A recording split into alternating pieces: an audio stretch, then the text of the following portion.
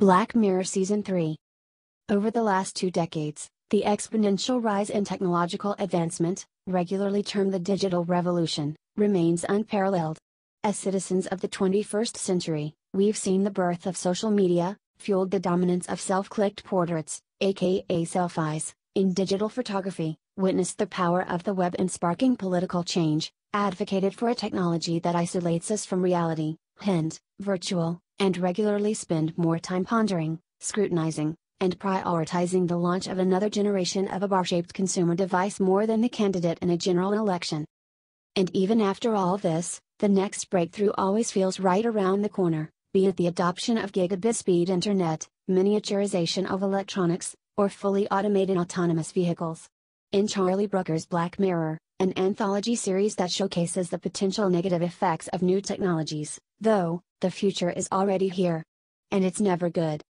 The show isn't new to the scene.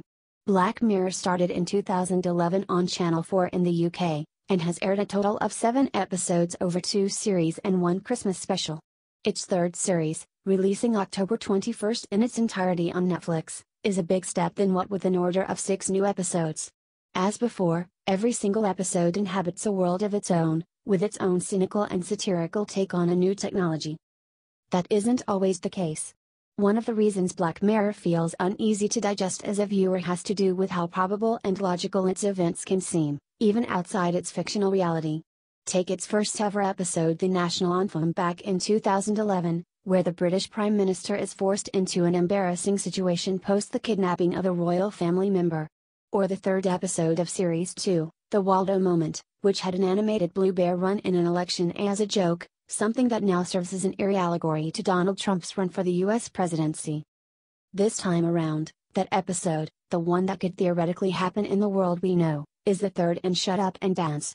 Directed by James Watkins, and written by William Bridges and Brooker himself, it stars Alex Lawther as 19-year-old Kenny and Jerome Flynn, Game of Thrones Bran, as Hector. The two strangers are paired together at the behest of unseen individuals giving them commands over the phone, after both are hacked in compromising situations.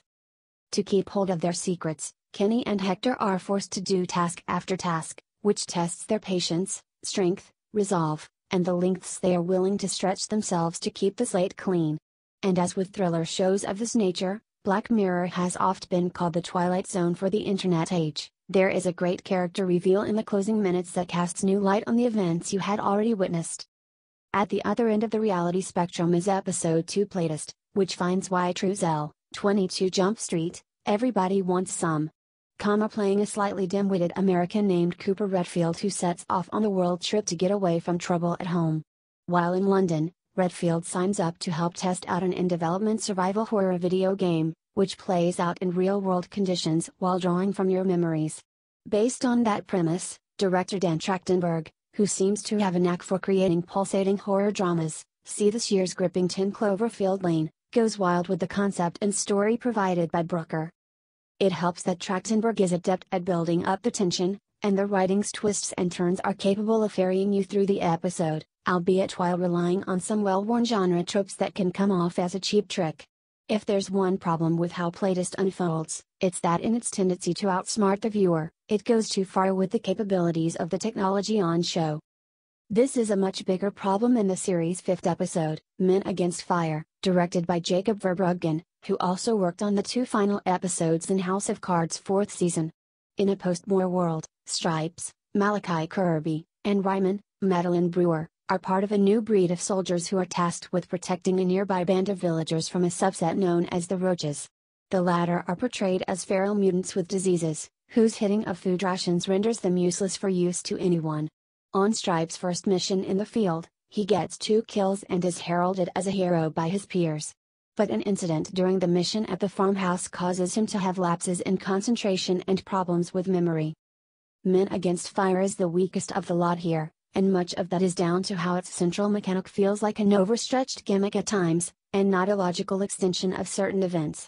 It's tough to talk about a Black Mirror episode without spoiling its central mystery, but even the themes here, the theory of evolution, advanced ideological warfare, and voluntarily self-delusion, have been discussed better in the past, if only not all in one place. Even with the likes of Michael Kelly, House of Cards phenomenal Doug Stamper, playing the powers that be. Too much of the episode relies on exposition and less on visual storytelling. In that regard, the episode prior, San Junipero, starring Gugu Mbatha-Raw and Mackenzie Davis is an absolute delight, and a strong contender for the Season 3 favorite for many, given the emotional chords it tugs at. It begins in 1987, with a poster of horror comedy cult classic The Lost Boys hanging above a neon-lit nightclub, and Belinda Carlisle's all-time pop hit Heaven is a Place on Earth blaring off car speakers. When Davis Yorkie first walks on screen, she seems uneasy and out of her comfort zone, unable to mingle with the mid-20s crowd that populates the place. It's only when Mbatha-Raw's Kelly uses her to get out of a sticky situation with a guy and takes a liking to her that Yorkie begins to open up, though she's quick to recede after sticking out like a sore thumb on the dance floor.